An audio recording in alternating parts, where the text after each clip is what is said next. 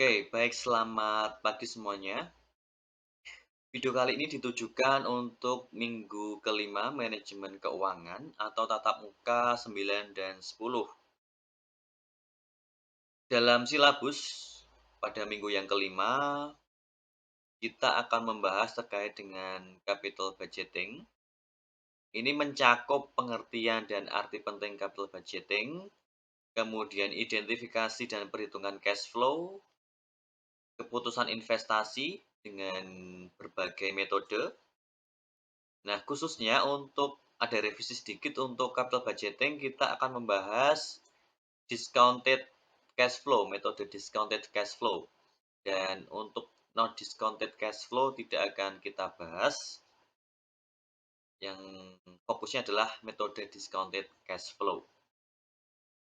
Oke, langsung kita masuk materi. Silahkan dibuka modulnya yang sudah di-download.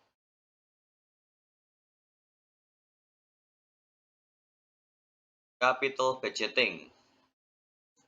Secara definitif, capital budgeting merupakan keseluruhan proses analisis tentang pengambilan keputusan investasi pada aktiva tetap atau proyek. Nah, investasi pada aktiva tetap, misalnya bangunan, kendaraan, tentu akan melibatkan dana yang cukup besar dan dana tersebut akan terikat dalam jangka panjang, lebih dari 1 tahun. Misalkan akan sewa bangunan itu tentu atau membeli bangunan, maksud saya membeli bangunan biasanya KPR dengan angsuran lebih dari 1 tahun, entah 15 tahun, 20 tahun, atau kendaraan atau alat transportasi, misalkan mobil untuk perusahaan, atau untuk ekspedisi. Nah, itu biasanya pendanaan yang digunakan itu biasanya lebih dari 1 tahun atau jangka panjang. Nah, untuk menghindari kesalahan, oleh karena itu perlu analisis yang baik agar keputusan yang diambil itu dapat optimal, dapat memberikan manfaat yang lebih besar daripada pengorbanannya. Nah, kesalahan pengambilan keputusan dalam investasi aktiva tetap akan menimbulkan kerugian yang besar karena langkah perbaikan yang harus dilakukan pasti memerlukan biaya yang sangat besar. Nah, seperti pada pengantar manajemen keuangan pada minggu yang pertama, pada dasarnya analisis yang digunakan itu mendasarkan pada analisis manfaat dan pengorbanan atau benefit and cost analysis.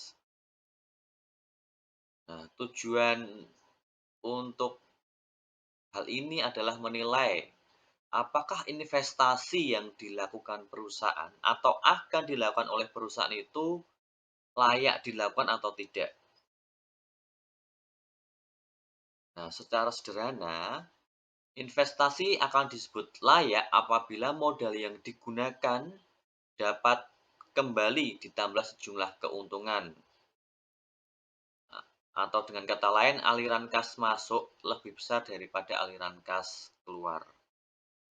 Dibandingkan berapa yang masuk atau yang diproyeksikan akan masuk dibandingkan dengan investasi atau pengorbanan yang dikeluarkan oleh perusahaan.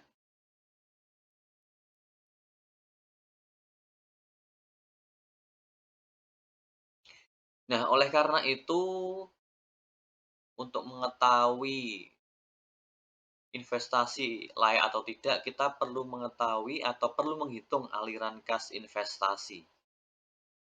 Baik itu cash outflow atau yang kita keluarkan maupun cash inflow. Aliran kas yang masuk pada perusahaan kita atas investasi yang dilakukan. Nah, aliran kas suatu investasi dapat dibedakan menurut accrual basis dan menurut cash basis. Nah, perbedaannya bagaimana? Silahkan Dibaca lagi kalau masih lupa, silakan dibaca lagi di bab 1 terkait dengan accrual basis dan cash basis. Nah, secara khusus kita akan melihat jenis investasi yang akan dibedakan menjadi investasi baru dan investasi penggantian. Nah, yang dimaksud dengan investasi baru itu apa? Investasi baru itu berarti ya kita baru pertama kali melakukan investasi tersebut. Dan investasi penggantian, investasi yang kita lakukan adalah menggantikan investasi yang sebelumnya telah dilakukan. Misalkan investasi kendaraan, berarti investasi yang kita lakukan itu mengganti kendaraan yang lama, yang sudah pernah dibeli oleh perusahaan. Kalau investasi baru berarti membeli barang baru, membeli produk baru atau investasi baru. Nah, kita lihat dulu yang investasi baru. Ada kasus A dan kasus B. Kasus A, sebuah perusahaan merencanakan membeli mesin seharga Rp85.000. Mesin dibeli dari Singapura dengan ongkos kirim 10.000. Setelah tiba di lokasi, mesin harus dipasang atau di-setup dengan biaya 5.000. Umur ekonomis mesin adalah 5 tahun. Mesin baru ini diperkirakan dapat menghasilkan penjualan sebesar Rp150.000 per tahun dengan biaya operasi, ini di luar depresiasi, 100.000, tingkat pajak 30%.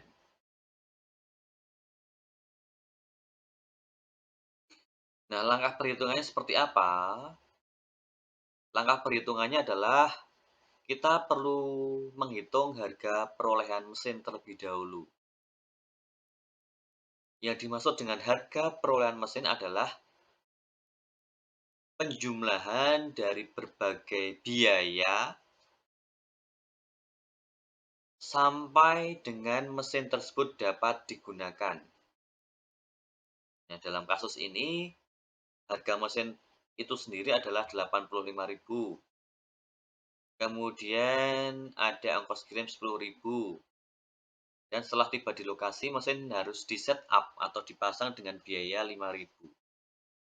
Nah, biaya yang muncul seperti ongkos kirim, kemudian biaya setup, itu akan ditambahkan karena biaya tersebut perlu dikeluarkan agar mesin tersebut siap digunakan atau siap dioperasikan. Ini harga perolehan mesin adalah totalnya adalah 100.000. Kemudian depresiasi per tahun adalah 20.000 per tahun. Ini 100.000 dibagi dengan 5 tahun.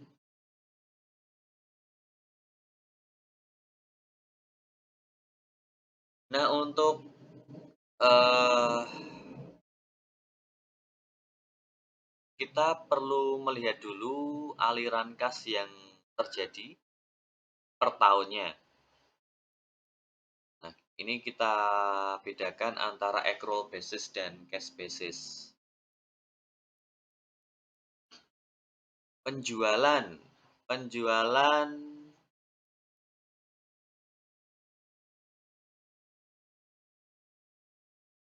penjualannya adalah Rp150.000. Nah, di sini disebutkan bahwa mesin baru ini diperkirakan dapat menghasilkan penjualan sebesar 150.000 per tahun. Maka penjualan 150.000 ini per tahun ya. Kemudian biaya operasi di luar depresiasi adalah 100.000. Kemudian depresiasi 20.000. Nah, ini harusnya yang angka 20.000 ini harusnya ada di atas nih ya. Nah, untuk accrual basis itu mempertimbangkan biaya depresiasi. Maka Laba operasi atau earning before income and tax untuk accrual basis 30.000, sedangkan cash basis 50.000. Karena untuk cash basis tidak mempertimbangkan biaya depresiasi. Nah, kenapa biaya depresiasi tidak dipertimbangkan? Karena dengan cash basis itu yang jadi acuan adalah uang kas, uang yang dikeluarkan. Sedangkan biaya depresiasi adalah perusahaan tidak benar-benar mengeluarkan uang untuk biaya depresiasi tersebut. Nah, kemudian untuk pajak 30% dari laba operasi, sorry.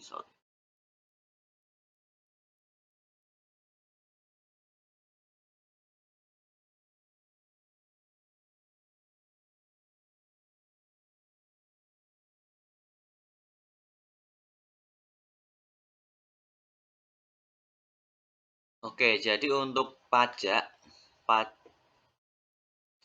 sorry ini ya. Jadi untuk pajak 9.000 ini acuannya adalah untuk laba operasi dari EBIT dari 30.000 ini. Dan cash basis juga sama, ini 9.000 acuannya dari 30.000. Maka pajaknya adalah 9.000. Selanjutnya, untuk laba bersih, untuk accrual basis 21.000, sedangkan cash basis adalah 41.000. Nah, di sini dapat dilihat bahwa aliran kas masuk dengan cash basis ini disebut dengan proceed. Jadi aliran kas masuk dengan cash basis disebut dengan proceed, ingat. Maka diperoleh rumus bahwa proceed adalah earning after tax 21.000 ditambahkan dengan depresiasi. Sama dengan 41.000.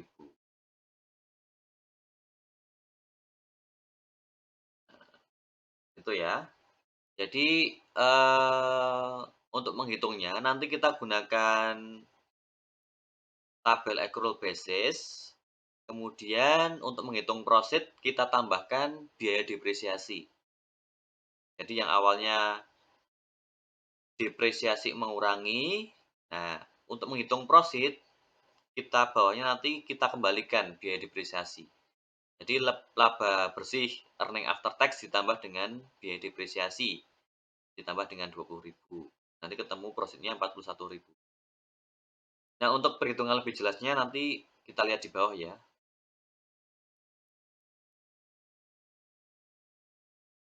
Untuk kasus A, ketemu proceed-nya adalah 41.000. Kemudian eh, kasus B, sebuah perusahaan akan mengganti mesin lama dengan mesin baru. Mesin lama mempunyai nilai buku 30.000 dengan sisa umur ekonomis 3 tahun. Mesin lama tersebut laku dijual sebesar nilai bukunya. Mesin baru dibeli dengan harga perolehan 120.000. Punya umur ekonomis 3 tahun. Penggantian mesin ini akan dapat memberikan penghematan biaya pemeliharaan, biaya bahan, dan biaya tenaga kerja sebesar 50.000 per tahun, tingkat pajak 40%. Nah, bagaimana pengerjaannya untuk investasi penggantian? Nah, mari kita lihat langkah-langkah perhitungannya. Kita hitung dulu harga perolehan mesin baru, yaitu 120.000. Kemudian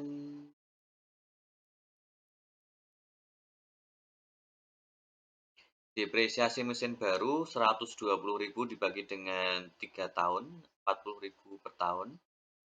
Kemudian ini ada salah ya, harusnya depresiasi mesin lama per tahunnya. Mesin lama, oh, mesin lama itu masih ada nilai buku 30.000 dengan sisa umur ekonomis 3 tahun. Berarti depresiasi mesin lama adalah 10.000 per tahun.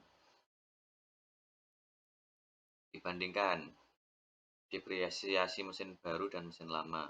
Ini harusnya mesin lama ini. Nah, ini harusnya mesin lama.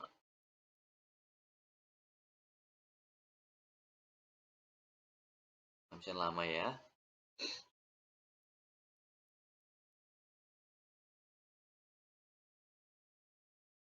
Nah, kita hitung perhitungan tambahan aliran kas per tahun. Disebutkan bahwa penggantian mesin ini akan dapat memberikan penghematan biaya pemeliharaan, biaya bahan, dan biaya tenaga kerja sebesar 55.000 per tahun.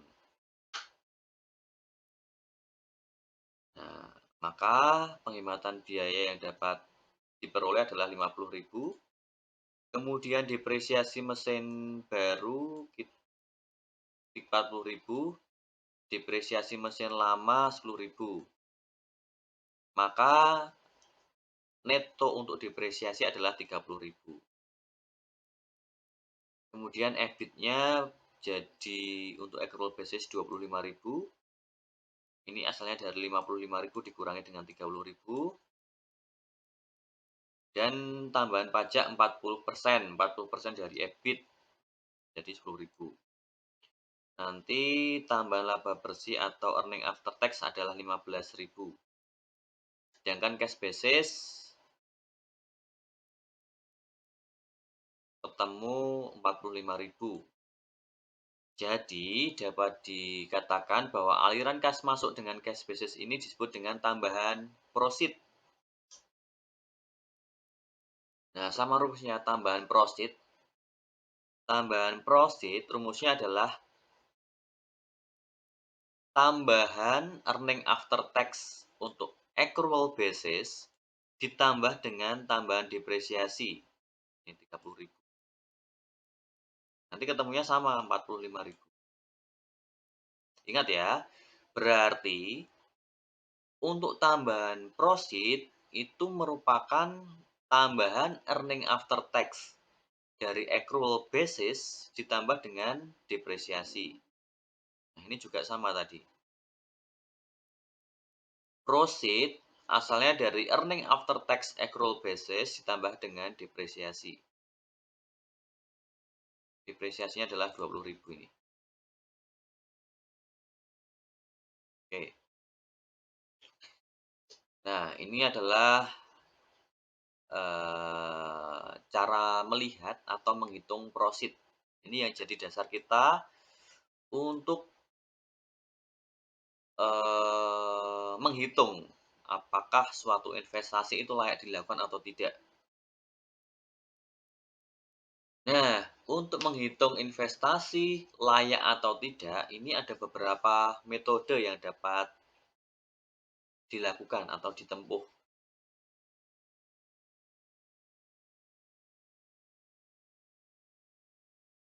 Untuk metode penilaian dibagi menjadi dua bagian besar, yaitu non-discounted dan discounted. Non-discounted ini mengabaikan nilai waktu uang, sedangkan discounted memperhitungkan nilai waktu uang. Nah, untuk nilai waktu uang silahkan dilihat di bab-bab sebelumnya. Nah, secara khusus untuk manajemen keuangan atau pertemuan capital budgeting, kita akan menghitung discounted saja. Jadi non-discounted kita abaikan. Kita hanya perlu tahu bahwa untuk menghitung investasi itu ada dua, yaitu non-discounted dan discounted. Yang non-discounted berarti mengabaikan nilai waktu uang, sedangkan discounted memperhitungkan nilai waktu uang. Nah, oleh karena itu, kita akan fokus saja pada tiga metode ini. Net present value, internal rate of return, dan profitability index.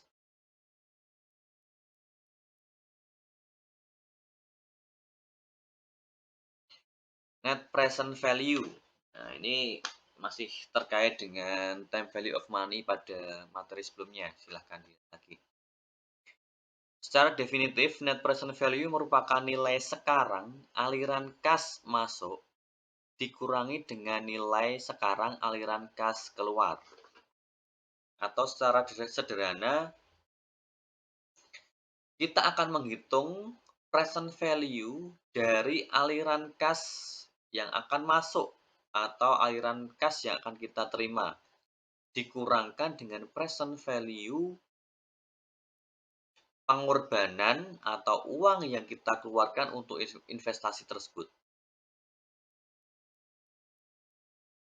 Nah, karena metode ini mengakui bahwa dengan berjalannya waktu nilai uang akan berubah, maka cara perhitungannya menggunakan teori time value of money, khususnya terkait dengan present value atau nilai sekarang. Nah, formula yang digunakan untuk menghitung net present value adalah present value cash inflow dikurangi dengan present value cash outflow. Nah, ini ada kasus A. Contohnya, karena aliran kas yang terjadi adalah ordinary annuity atau aliran kasnya itu nominalnya sama, maka untuk menghitung present value cash inflow bisa menggunakan rumus present value untuk ordinary annuity. Misal tingkat bunga 24%.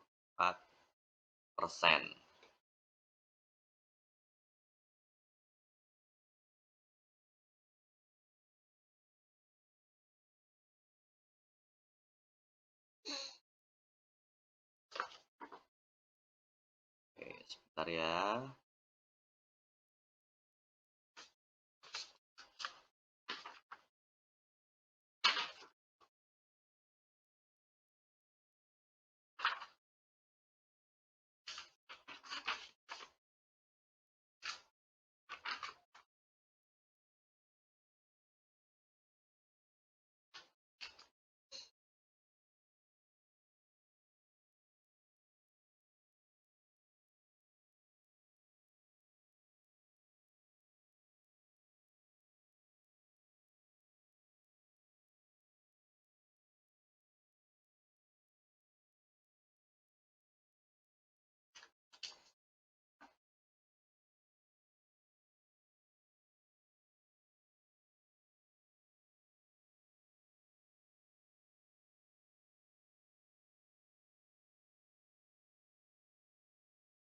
Nah, kita gunakan kasus A yang awal tadi, nah ini. Kita gunakan kasus ini dengan perhitungan net present value.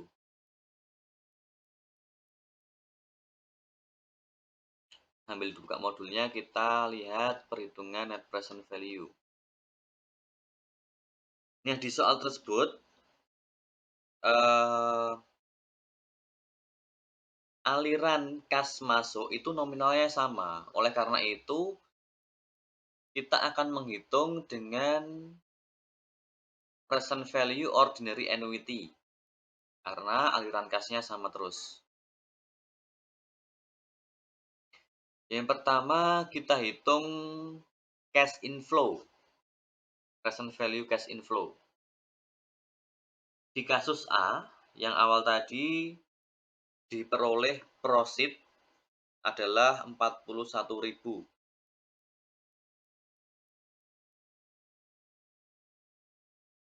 Kita tinggal masukkan saja dengan rumus present value ordinary annuity. Aliran kasnya adalah 41.000 per tahun.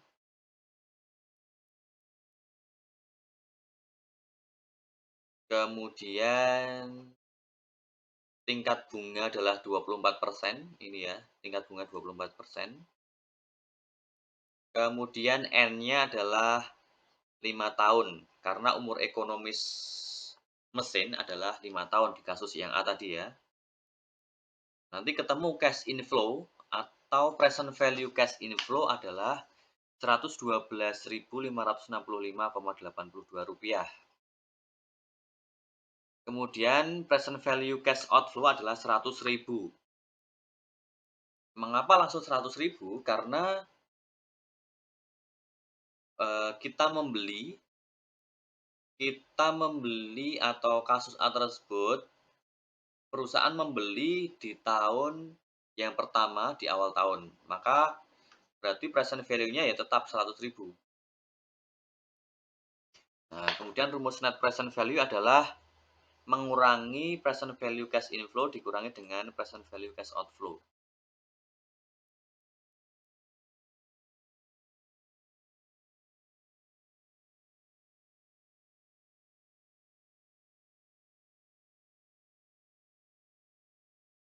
Kemudian ketemu net present value-nya adalah Rp12.565,82 positif. Kemudian di kasus B, silahkan dibuka kasus B. Kasus B, profitnya adalah 45.000. Sedangkan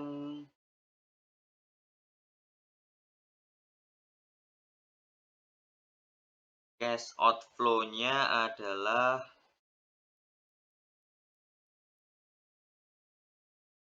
90.000.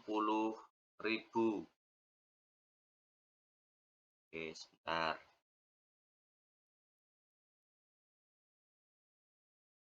Nah, sedangkan di kasus B, silahkan dilihat di situ disebutkan bahwa kasus B. Nah, ini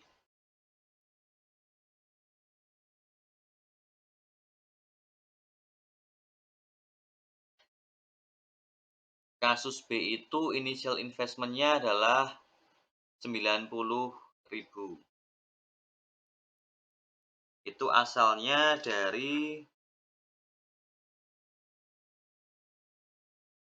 mesin baru dibeli dengan harga perolehan 120.000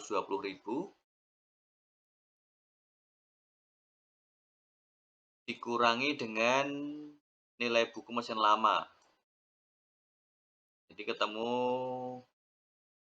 cash outflow-nya, present value cash outflow adalah Rp90.000. Kemudian sama dicari, ini nanti ketemu net present value yang ini harusnya B ya, ini harusnya B, negatif 841,36. Nah, kriteria penilaian untuk net present value adalah kalau net present value itu lebih dari 0 atau positif, maka investasi diterima. Sedangkan kalau net present value itu kurang dari 0 atau sama dengan 0, itu investasi ditolak. Nah, dari kasus ini, dari contoh kasus di atas, bahwa kasus A diterima sedangkan kasus B ditolak.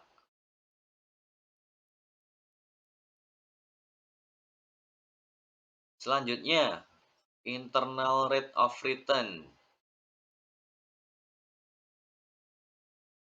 Ini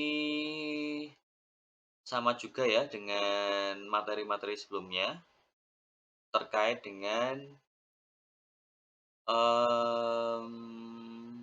dengan rumus interpolasi.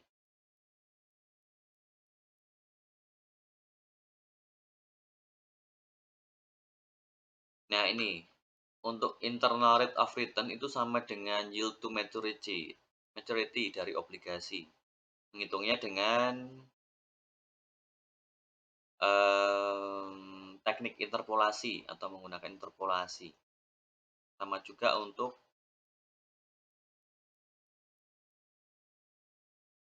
internal rate of return.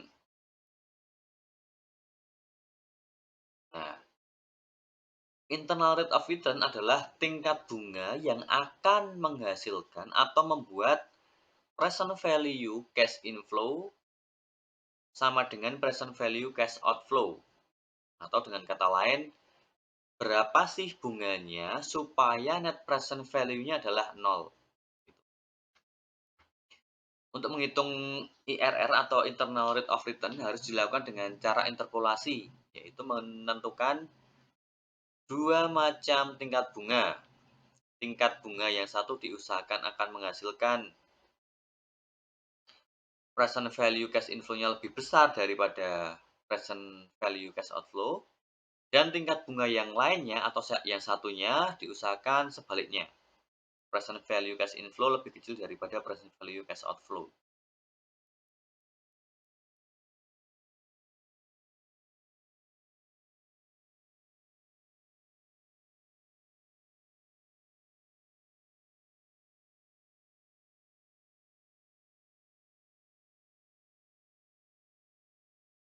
Untuk kasus A mengacu tadi yang soal tadi kasus A yang tadi.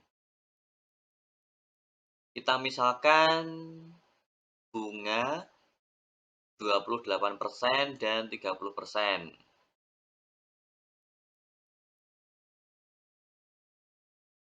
Nah, dengan, eee, bunga 80%, nanti akan ketemu cash inflow-nya adalah 103 sekian, kemudian dengan tingkat bunga 30% ketemu cash inflow-nya, present value cash inflow 99 sekian. Ini berarti untuk 28% menghasilkan lebih dari 100.000, sedangkan dengan 30% menghasilkan di bawah 100.000. Berarti sudah sesuai syarat ya, syarat yang ini.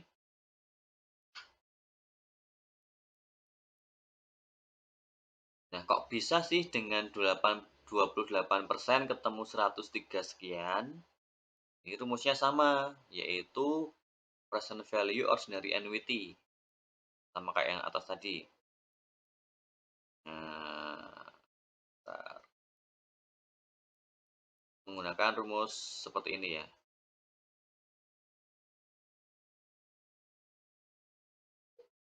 Menggunakan rumus present value ordinary annuity.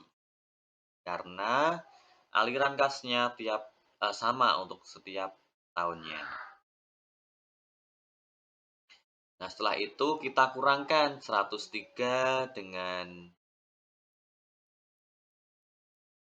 99 sekian ketemu 3.800. Kemudian 103, oh sorry sorry, 103 dengan 99 sekian ketemunya 3.953. Kemudian 103 dengan 100.000 ketemu 3.800 sekian.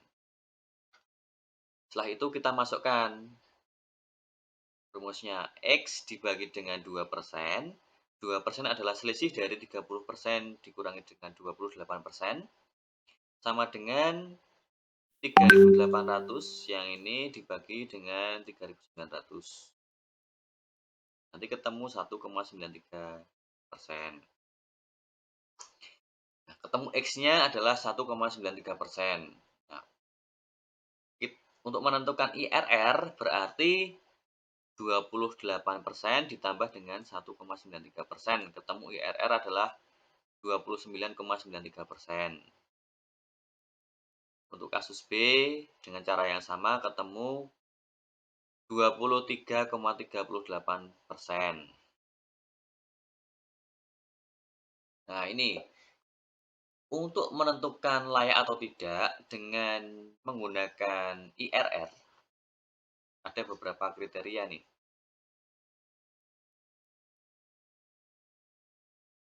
Yang A, IRR hasil perhitungan dibandingkan dengan target keuntungan yang diharapkan. Apabila IRR lebih dari keuntungan yang diharapkan, lebih kecil daripada investasi, lebih dari target keuntungan yang diharapkan, maka investasi tidak layak. Tapi kalau IRR lebih besar daripada R atau tingkat keuntungan yang diharapkan, maka investasi dapat diterima. Itu jika yang dibandingkan adalah investasi dengan target keuntungan. Apabila yang dibandingkan adalah antara dua proyek atau antara dua investasi, maka pilih IRR yang lebih tinggi.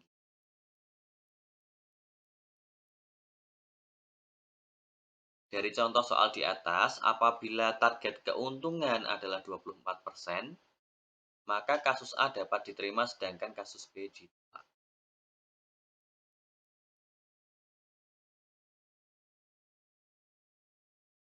Kemudian yang selanjutnya adalah profitability index, adalah perbandingan antara present value cash inflow dengan present value cash outflow. Nah, berdasarkan definisi di atas, maka rumus perhitungannya adalah PI adalah pembagian antara present value cash inflow dengan dibagi dengan present value cash outflow.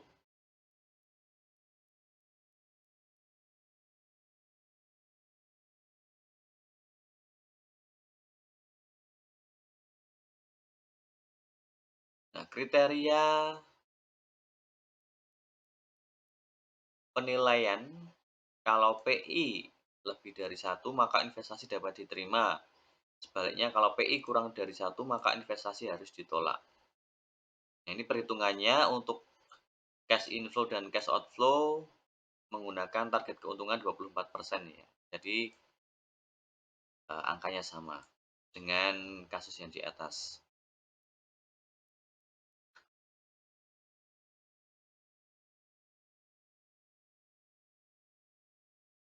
Nah, itulah adalah metode yang dapat kita gunakan untuk menilai apakah suatu investasi itu layak atau tidak.